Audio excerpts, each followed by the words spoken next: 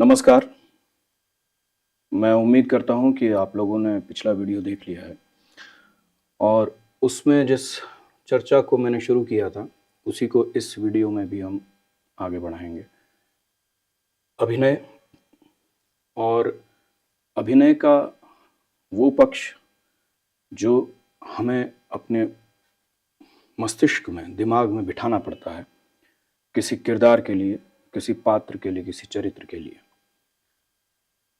क्योंकि मैं हमेशा जो पिछले वीडियो में भी मैंने बात करी थी कि अगर कोई किरदार 30 साल का है और वो मंच पर अपने 30वें वर्ष के दूसरे महीने के 18वें दिन के किसी एक टाइम पर आपके सामने 3 मिनट के लिए आता है और कुछ कहकर चला जाता है लेकिन उसकी जो जर्नी अपनी है वो पूरे 30 साल की जर्नी है और वो जो उस 3 मिनट मंच पर खड़े होकर के जो कह रहा है, जो कर रहा है, उसमें कहीं ना कहीं उसके 30 साल की जिंदगी का प्रभाव आपको दिखाई देता है। बतौर अभिनेता अगर आप उसके 30 साल की जिंदगी के बारे में कुछ भी नहीं समझते हैं, जानते हैं या गढ़ते हैं शब्द मैं इसलिए कह रहा हूं कि हो सकता है हमें किसी के बारे में पूरी जानकारी ना मिले, लेकिन हम एज्यूम कर लेते हैं, प्रिज्यूम कर लेते हैं कि इस व्यक्ति के साथ ये घटना घटी है जिसका प्रभाव इस घटना के किसी पॉइंट पर दिखाई देना चाहिए। छोटा सा उदाहरण देता हूं मैं और इसी पर हम बात करेंगे इस एपिसोड में भी। अभी मैं बोलने की कला पर और डायलॉग अदायगी पर मैं बिल्कुल नहीं जा रहा हूं। अभी मैं उस गैप को भरने की कोशिश कर रहा हूं जो स्क्रिप्ट किरदार के पिछले जीवन से जुड़ा हुआ है। सो आप बहुत साधारण सा एक दृश्य है।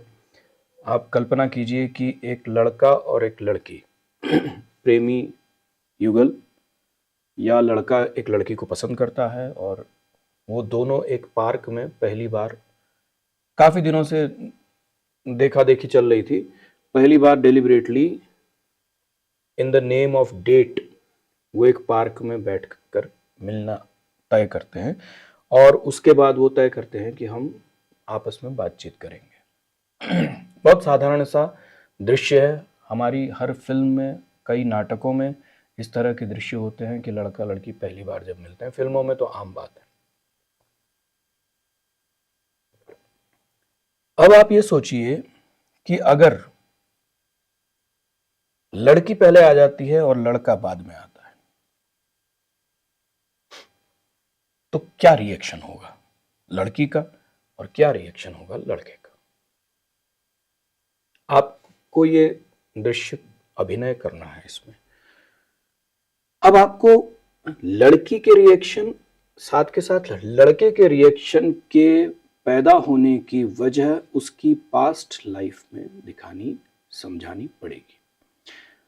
सपोज कीजिए कि पितृसत्तात्मक परवरिश लड़के को मिली है और लड़की को भी वैसी मिली है कि जहां आदमियों को बहुत सारी छूट होती है और लड़कियों को नहीं होती है। लड़कियों को बंदिशें होती हैं बहुत सारी, उनको पराया धन कहा जाता है, जो आमतौर पर हमारी सोसाइटी में एक बंधन है, एक सामान्य परवरिश है। अगर ऐसी परिवार से लड़की आती है और ऐसे ही परिवार से लड़का आता है, लड़की पहले आ गई है, लड़का लेट हो जाता है, रिएक्शन क्या रहेगा। सेम चीज में, सेम परवरिश में लड़का पहले आ जाता है और लड़की 15 मिनट बाद आती है, क्या रिएक्शन होगा।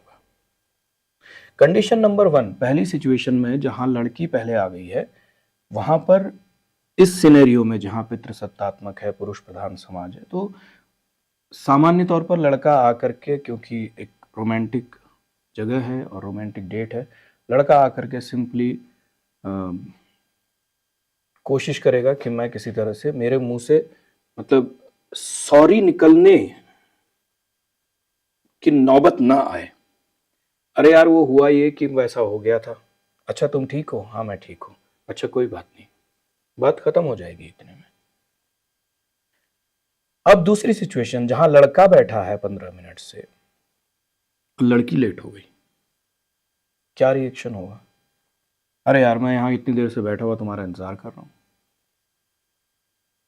तुम देर हो गई, तुम्हें पता है मैं ऑफिस से कितना कम समय मिलता है मुझे, काइंड ऑफ एनीथिंग नो।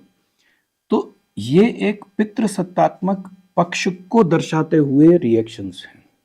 लड़की कहेगी वो मैं सॉरी यार, मैं मतलब आ रही थी, वहां पे चाची खड़ी थी, फिर चाची आ गई, फिर चाची को चाय वाय दी, समथिंग लाइक दैट, हाँ, एंड मैं लेट हो गई। अच्छा चलो कोई बात नहीं, चलो वहां चल के बैठते हैं, खत्म। इसका रिवर्स करते हैं।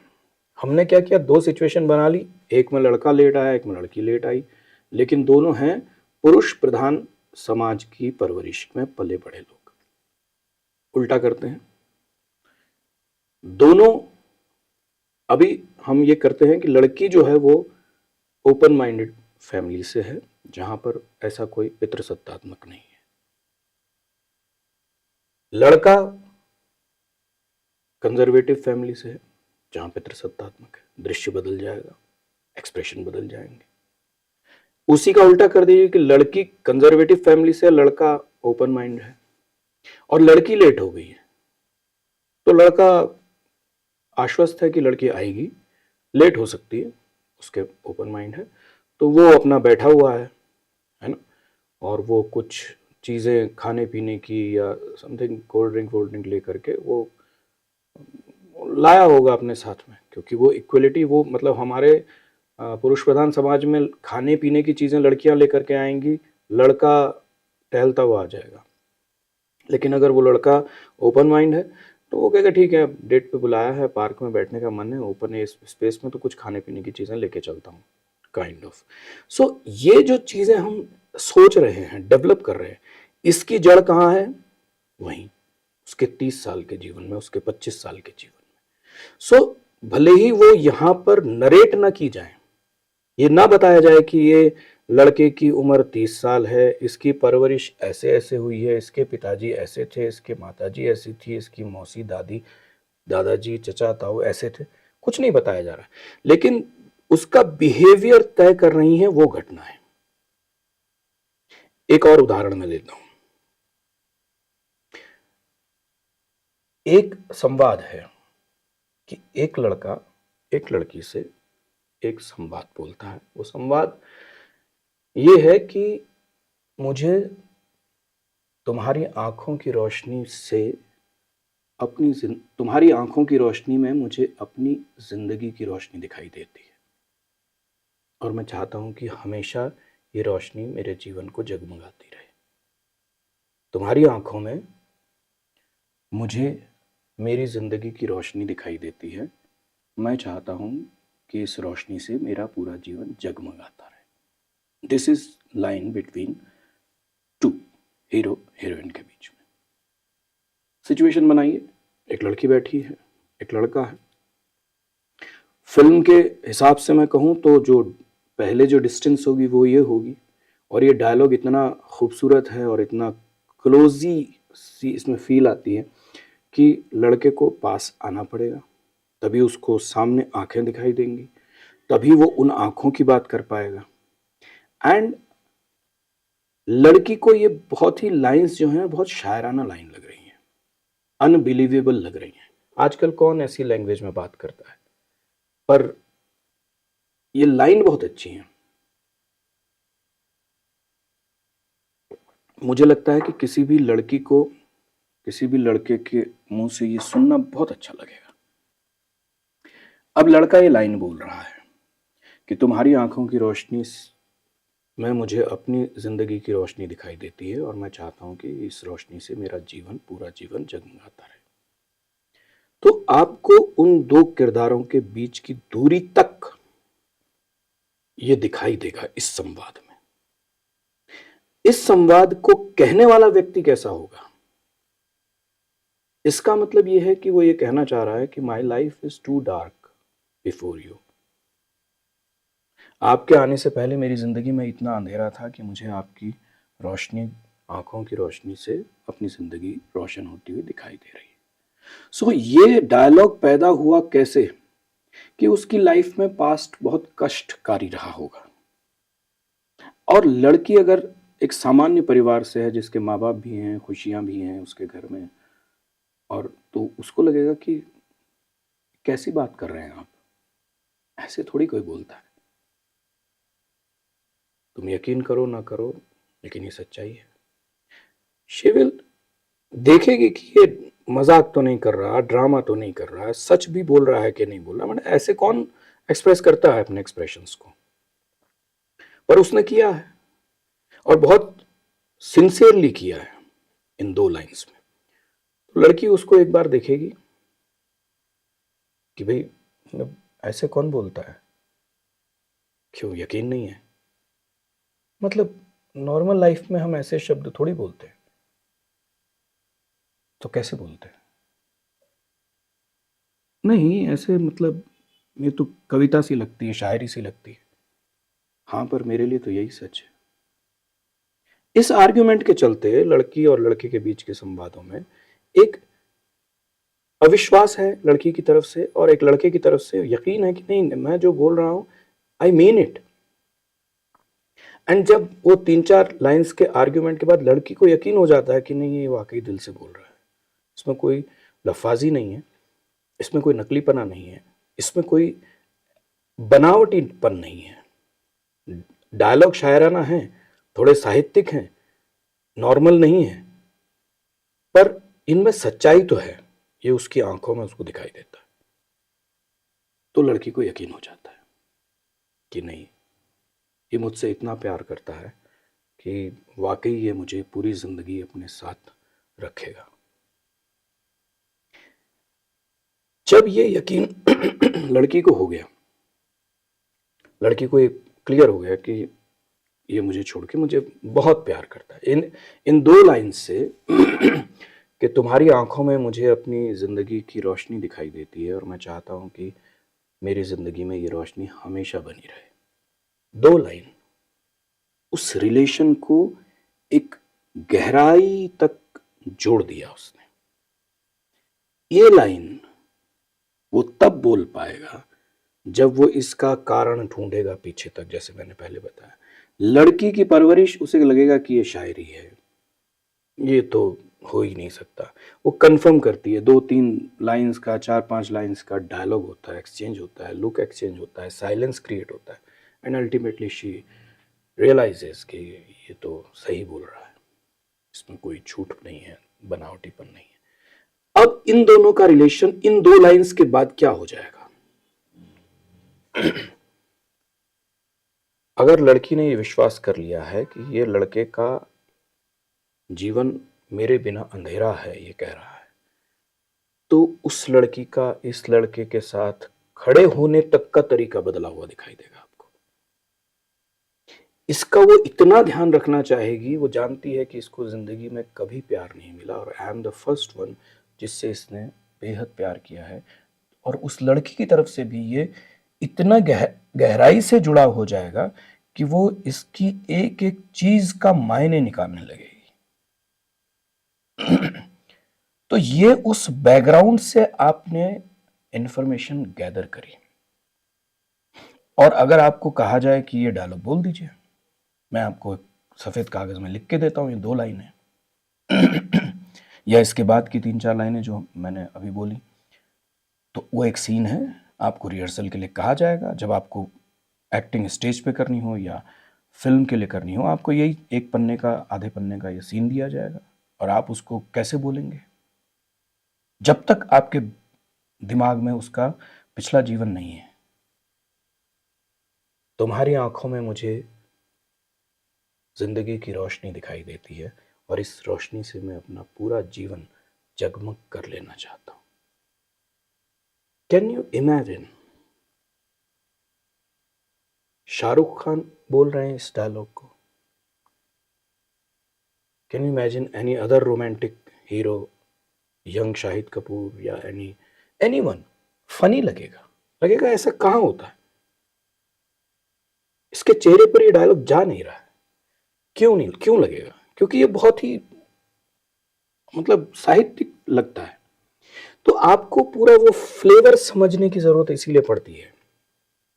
और उसके आने पे, क्योंकि शाहरुख खान को आपने देखा है, मतलब बहुत ही ओपन अप में देखा है। शाहिद कपूर को दूसरे अंदाज में आपने देखा है, रणबीर कपूर को दूसरे अंदाज में आपने देखा है, आमिर खान को आपने दूसरे, सलमान खान को, जितने भी रोमांटिक जोनर के हीरो हैं उनमें आपको ये डायलॉग जाता हुआ नहीं दिखेगा। लेकिन कोई सीरियस एक्टर होगा और जिसके जीवन में आपको लगता है कि मतलब अ, अजय देवगन, यंग अजय देवगन जब रोमांटिक रोल करते थे, या धड़कन फिल्म में जिस प्रकार से सुनील शेट्टी हैं, या जीता था जिसके लिए उसका अजय देवगन है, वो ऐसे डायलॉग आपको बोलते हुए एहसास हो सकता है हाँ यार वो उस तरह का किरदार होगा तो करेगा। लेकिन अगर आप रियल लाइफ में देखें तो वहां आपको खुद से इजाद करना पड़ेगा कि यार मैं खड़ा भी होऊंगा तो ऐसे खड़ा होऊंगा, और वो खड़ा मैं तब होऊंगा जब मैं उस डायलॉग बोलने वाले के पीछे की लाइफ को समझ पाऊंगा। तो ये है वो जादू जो आपको स्टेज पर या कैमरे के आगे खड़े होने का तरीका बताता है। क्योंकि अब आप सिर्फ वो दो लाइनें नहीं बोल रहे हैं, आप उस किरदार को गढ़ करके लेकर के सामने आ रहे हैं। साहब ये व्यक्ति है जो ये लाइन बोल रहा है। अदरवाइज आधे पेज का सीन है, दो लाइनें आपकी पहले हैं, फिर दो तीन लाइनें आपकी फिर बाद में हैं छोटी छोटी। लड़की आप विश्वास नहीं कर रही हूँ कहती है, आप कहते हो कि नहीं ऐसा नहीं है, ये मतलब शायराना ज़रूर लगता है, कविता जैसी ज़रूर लगती है, बट आई मीन इट। यही लाइन्स है उसमें। तो आप ने दोनों के रिलेशंस को एकदम बिल्कुल पुख्ता कर दिया। यहाँ पे लड़की ने आर्ग्यूमेंट किया, लड़की का भी वही है, ये लड़की तो नॉर्मल है ना, लड़की कॉलेज गोइंग लड़की है, उसके पापा हैं घर में, नॉर्मल मिडिल क्लास है और पैसे वैसे की कोई कमी नहीं है। अगर इससे अफेयर सक्सेस नहीं हुआ तो उसकी अरेंज मैरिज हो जाएगी। पति भी कोई नौकरी वोकरी करता होगा, ये खुद भी शायद नौकरी करने लगे कहीं पर छोटी मोटी, और उसके बाद फिर घर गृहस्थी चलने लगे, फिर शादी हो जाए। नॉर्मल रूटीन की लाइफ है इस लड़की की। लेकिन जब एक इतना इंटेंस डायलॉग इसके आंखों से गुजरता है, विश्वास नहीं होता। फिर इसको लगता है कि नहीं ये सच बोल रहा है, और अगर ये सच बोल रहा है तो फिर इसका साथ दिया जाना चाहिए। सो वो पूरे दोनों किरदारों को आप उनके बैकग्राउंड के साथ, लड़की क्या बोलेगी आप लड़के को छोड़ दीजिए, लड़की के नसीब में कितने डायलॉग हैं इस सीन में, कैसी बातें कर रहे हो। पहला डायलॉग उसने बोला, रोशनी और अपनी ज़िंदगी में पूरी तरह से मैं तुम्हारे को अपनी ज़िंदगी में इस रोशनी को लाकर मैं उसे जगमग करना चाहता हूँ। कैसी बात कर रहे हो आप, ऐसा थोड़ी होता है। ये तो कविता जैसी, शायरी और किताब जैसी बात लगती है। नहीं नहीं, मैं सच कह रहा हूँ, तुम्हारे बारे में मैं यही सोचता हूँ। सोचना ठीक है, लेकिन life is a practical thing ना। हम लोगों को अपनी ज़िंदगी जीनी पड़ती है सब तरह से। हाँ तो हम जिएंगे। जो भी उनके बीच में आर्ग्यूमेंट हो रहा है वो आपको उसके बैकग्राउंड के बिना फीका लगेगा। लेकिन अगर आप उसको टेक्स्ट में लेंगे और कागज़ में लेकर के पढ़ेंगे कि सपोज लड़के का नाम अरविंद है, लड़की का नाम संध्या है, तो आपने अरविंद की लाइन पढ़ी कि तुम्हारी आंखों में मैं जब देखता हूँ तो एक रोशनी सी दिखाई देती है, मैं इस रोशनी से अपनी ज़िंदगी को जगमग करना चाहता हूँ। संध्या कैसी बात कर रहे हो तुम, ऐसा थोड़ी होता है, मैं सच कह रहा हूँ, तुम्हें देख करके मुझे यही महसूस। ये डेडलाइंस हैं। और जब आप इसको बिना उस बैकड्रॉप के करेंगे, बिना उसके करने की कोशिश करेंगे, आपको कुछ नहीं मिलेगा। एक और चीज़ मैं इसमें जोड़ता हूँ, ये बात मुझे लगता है कि आपको अच्छे से समझ में आ गई होगी। आप हर डायलॉग के साथ इसको जब रिलेट करेंगे, इस बैकग्राउंड की थ्योरी को, तो आपको समझ आएगा कि हाँ सपोर्ट मिलता है, उसके बिना सब कुछ अधूरा लगता है। एक चीज़ जो और एक्टिंग को लेकर के हम हमारे दिमाग में रहता है, आइदर इन थिएटर और फिल्म, कि हमारा सिलेक्शन हो गया, हमने ऑडिशन दिया, हम पास हो गए, नाटक करने गए, हम अवेलेबल हैं, हम नाटक कर रहे हैं, और उसके बाद जब हम एक्टिंग करने आएंगे तो स्टेज पर हमें डायरेक्टर जो है वो बताएगा कि बेटा वहाँ से आ जाओ, यहाँ पर आ जाओ, यहाँ पे आ करके ये डायलॉग बोलो, यहाँ पर आकर के ये डायलॉग बोलो, यहाँ पे उसके बाद लड़की यहाँ आएगी, यहाँ के बाद तुम यहाँ आओगे, यहाँ से यहाँ आओगे, and you will move forward. फिर तुम पलटोगे, फिर तुम यहाँ से आओगे। ये सब बातें हमें लगता है एज एन एक्टर कि ये हमें डायरेक्टर बताएगा। फिल्म में भी ये है कि डायरेक्टर डिसाइड करेगा कि ये फ्रेम है, इस फ्रेम में आप दोनों यहाँ पर खड़े हैं, पीछे पेड़ दिख रहा है एंड आप दोनों खड़े हैं, और फिर एक ओवर शोल्डर इधर से, एक ओवर शोल्डर इधर से, आपका ये लाइन इधर से बोलेंगे और यहाँ रिएक्शन आएगा, ये करके एक पूरा सीन शूट हो जाएगा।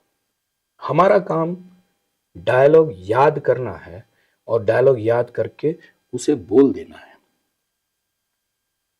आमतौर पर यही एक धारणा रहती है। मैंने बहुत सारे ऐसे थिएटर में भी देखा है और फिल्मों में भी देखा है कि उनको लगता है कि अगर डायलॉग याद कर लिया उन्होंने, क्योंकि होता क्या है कि आप ऑडिशन हो गया, सेट शूटिंग के टाइम पे स्पेशली आपको सेट पर स्क्रिप्ट मिलती है, बहुत कम जगह होता है जहाँ पहले मिल जाती है, और पहले मिल भी जाती है तो आर्टिस्ट बहुत कैजुअली लेता है कि यार हो जाएगा ना, डायलॉग ही तो है, बोल देंगे। फिर वो पढ़ते नहीं है। कुछ हैं जो याद कर लेते हैं, जिन्हें याद हो जाता है, लेकिन वो फिर बैकड्रॉप की स्टोरी, बैकग्राउंड की स्टोरी को नहीं फॉलो करते। तो अब वो एक सोचते हैं कि डायरेक्टर आकर के उनको एक्टिंग करके बताएगा कि भैया ये डायलॉग ऐसे बोल दो। ये काम डायरेक्टर का नहीं होता है, ये काम एक्टर का होता है। मैं रिपीट कर रहा हूं इस बात को, और आप इस बात को हो सकता है आप इससे इत्तेफाक रखते हो ना रखते हो, लेकिन ये काम एक्टर का है कि सर मैंने ऐसा कुछ सोचा है कि मैं यहाँ पे खड़े हो जाऊंगा, यहाँ पर मैं बैठ जाऊंगा, यहाँ पर मैं पलट जाऊंगा, यहाँ पर कर लूंगा, एक बार आप देख लीजिए। If you think that this is okay तो ठीक है, वो कहेगा कि हाँ ठीक है दिखाओ। उसने देखा, उसने कहा हाँ ये थोड़ा ठीक लग रहा है बट ये थोड़ा और अच्छा हो सकता है, then do you have an दूसरा ऑप्शन क्या, अच्छा ये ऐसे नहीं थोड़ा ऐसे करूं। ये आपकी ड्यूटी होती है कि आप उसको कैरेक्टर को आप जिंदा आप करोगे। डायरेक्टर उसे यस और नो बोलेगा, क्योंकि डायरेक्टर के पास, देखिए डायरेक्टर के पास एक स्क्रिप्ट है, उसके पास सिनेमाटोग्राफी, एक सिनेमाटोग्राफर है, उसको भी उसने शॉट्स बताने कि भाई मैं कुछ ऐसे ऐसे सोच रहा हूँ, ये मेरा सीन कहता है। तो सिनेमाटोग्राफर अपना दिमाग लगाएगा कि भाई ठीक है ओके, मैं यही जो 3-4 लाइनें अभी हमने डेवलप की हैं उसी को एक्सप्लेन करता हूँ कि एक हम देख रहे हैं कि एक लॉन्ग शॉट में एक लड़का लड़की पार्क पर बैठे हैं या दोनों आते हैं और बातचीत करते हैं आपस में। Then all of a sudden हम पाते हैं कि लड़का बहुत इमोशनली उसको बेंच पर बैठने के लिए कहता है, दोनों बैठ जाते हैं। देन लड़का स्टार्ट करता है कि तुम्हारी आंखों में मुझे अपनी ज़िंदगी की रोशनी दिखाई देती है और मैं चाहता हूँ कि मेरी ज़िंदगी इस रोशनी से जगमग रहे। सो ये जो आपको डायलॉग बोल रहा है और जो एक्टिंग कर रहा है, अगर वो लड़का खड़े खड़े बोल दे, मैंने अभी बेंच के आगे रखा है दो को, मैं इनको बेंच के पीछे डाल देता हूँ, ये दोनों आए बेंच के पास और बेंच में हाथ रख करके डायलॉग बोल रहे हैं, सूट करेगा क्या, अच्छा लगेगा क्या? वो जो इंटेंसिटी है, वो जो क्लोजनेस है, बेंच के पीछे करने में एक फायदा ये हो सकता है कि लास्ट में दोनों एक दूसरे को गले लगा सकते हैं। बेंच में बैठे रहने की सिचुएशन में ये हो सकता है कि लड़की अच्छा ठीक है मान करके उसके कंधे पर सिर रख दे, लड़का उसको ऐसे हाथ में पकड़ ले, मीनिंग दोनों सिचुएशंस में बदल जाएगी। सो ये ब्लॉकिंग का जो काम है ये डायरेक्टर का काम हो सकता है, अगर एक्टर उसको उतना पॉजिटिव रिजल्ट नहीं दे रहा है। वो ये कहेगा कि एक पार्क है, पार्क में लड़का लड़की मिल रहे हैं, बैठ रहे हैं, बात करते हैं, पर इसी सीन को हम बॉडीली भी अगर करना चाहें, डायलॉगली करना चाहें तो हमने ठीक है भाई तू बोल दे तू बोल दे तू बोल दे तू बोल दे, सीन खत्म। बॉडीली करना चाहें, क्योंकि लड़के को ये बात जनरेट करने में, कहने में उसको भी तो ये हिचक है कि क्या ये लड़की विश्वास करेगी इस बात पर कि जो मैं ये इतना बड़ा साहित्य रच करके ले जा रहा हूँ, ये अजीब सी आज के दौर में ऐसी अजीब सी मैं बात कह रहा हूँ, अजीब सी लैंग्वेज में बात कह रहा हूँ, क्या लड़की को यकीन होगा? तो वो आपको हिचक, इस लड़के को भी वो हिचक है, तो उसके आने से बैठने से कैसे बात शुरू करेगा? सुनो, मैं तुमसे एक बात कहना चाहता हूं। हाँ बोलो ना। उससे पहले बहुत जरूरी है कि लड़की बहुत नॉर्मल हो, लड़का थोड़ा हिच में हो, और वो एक्सप्रेशंस कहाँ से आएंगे? वो डायरेक्टर थोड़ी बताएगा कि आप थोड़ी सी अपनी आंखों को छोटा कर ले, थोड़ा अपनी आंखों को बड़ा ना, हाथ को ऐसे कर ले, ऐसे कर ले, नहीं बताएगा डायरेक्टर। ये एज एन एक्टर आपका काम है, और आपका source of information, source of expression क्या है? उसका बैकड्रॉप। आपको जब इस लेवल पे आप काम करेंगे, बैकग्राउंड पे, कैरेक्टर के बैकग्राउंड पे, तो आपको बहुत सारी सहायता अपने आप बॉडी लैंग्वेज में मिल जाएगी, बहुत सारी सहायता आपको खड़े होने में मिल जाएगी। इसी सीन का जब अंत होगा, और इसके बाद जब ये दोनों लड़का लड़की, मैं हमेशा इस बात को कहता हूं कि ये जो सीन हम अभी डिस्कस कर रहे हैं, ये सीन एक चैप्टर को क्लोज करता है। क्यों?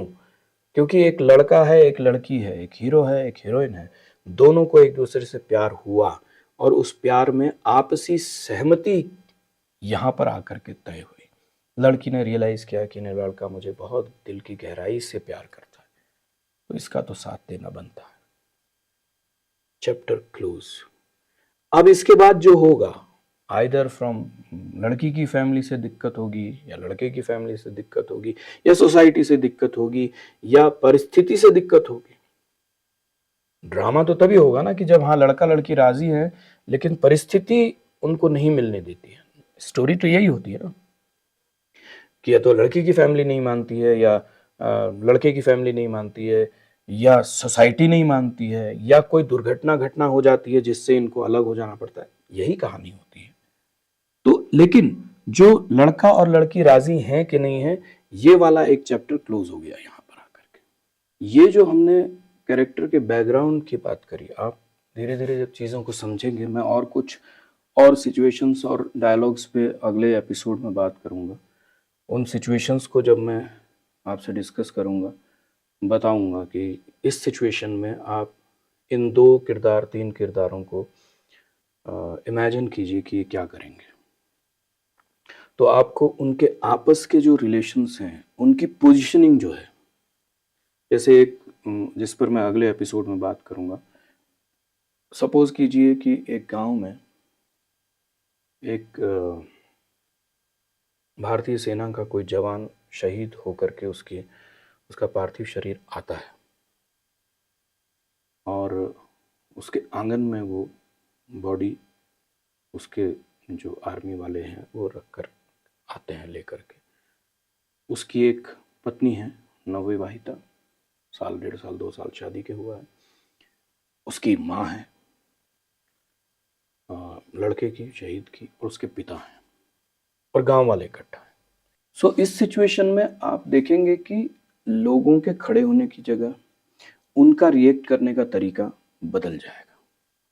अगेन, उस लड़की की जिंदगी में इससे पहले क्या हुआ था, इन जो लड़के के माँ बाप हैं उनका जीवन पिछला कैसा था, आसपास के लोगों का कितना लगाव था, क्या था, वो सब काउंट करते हुए वो सीन बनेगा।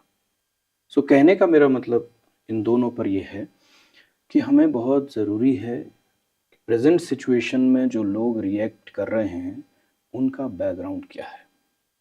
अगले कुछ एपिसोड्स में भी हम इसी तरह से बात करेंगे, एक्टिंग को समझने का प्रयास करेंगे, कैसे हम एक बेहतर एक्टर बन सकते हैं, और उसके लिए हमें क्या क्या मानसिक रूप से तैयारी करनी पड़ती है। बोलने की तरफ मैं अभी जाऊंगा ही नहीं जब तक मैं मेंटली इस बात को नहीं प्रिपेयर कर लेता कि मुझे दिमागी तौर पर क्या क्या चीज़ें मेरे पास होनी चाहिए। और बाद में फिर हम बात करेंगे कि आपकी आवाज़ का क्या रेंज रहना चाहिए, आपकी आवाज़ पर क्या क्या काम होना चाहिए, आपकी बॉडीली आपको क्या करना चाहिए। तो मैं अभी मेंटल क्रिएशन की बात कर रहा हूँ, उस बैकग्राउंड को डेवलप करने की बात कर रहा हूँ, जो आपके बॉडी को चलने, खड़े होने, बैठने, उठने पर विवश करता है, तैयार करता है। उसी के अकॉर्डिंगली आपकी आवाज़ भी संचालित होती है आपके दिमाग से। तो ये एक्टिंग की कुछ एपिसोड्स मैं इसी आधार पर बना रहा हूँ कि हम दिमागी तौर पर अपने आप को इतना धनी करें कि जब भी कोई डायलॉग हमें मिले तो हम ऑटोमेटिकली उसके बैकग्राउंड को इमेजिन करें। वो हमें हो सकता है लिखित मिल जाए, हो सकता है कई बार ना मिले, लेकिन हम अपनी तरफ से उसका एक बैकग्राउंड क्रिएट कर सकते हैं अपने लिए, ताकि हम उसको एक सपोर्टिव एंगल दे सकें, सपोर्ट दे सकें कि वो जो कुछ कर रहा है उसके पीछे उसकी ज़िंदगी की इन घटनाओं का हाथ हो सकता है। हम अड़ेंगे नहीं कि यही होगा, लेकिन हम सोचेंगे कि शायद उसके साथ ऐसा हुआ होगा। तो ये एपिसोड यहीं ख़त्म करते हैं। मैं आपसे फिर गुजारिश करता हूँ कि इसको जो भी आप समझें उस पर कमेंट अवश्य करें, विचार करें, और मैं कहीं पर हो सकता है गलत दिशा में जा रहा हूँ तो मुझे भी आपके कमेंट से गाइडेंस मिलेगी, और अगर कुछ और उसमें ऐड करना है तो वो मैं भी कोशिश करूँगा। पर एक्टिंग के लिए ये बैकग्राउंड जानना कैरेक्टर्स का, सिचुएशन का बहुत ज़रूरी है, मैं ऐसा मानता हूँ। तो मिलते हैं अगले एपिसोड में। ये एपिसोड यहीं तक। धन्यवाद।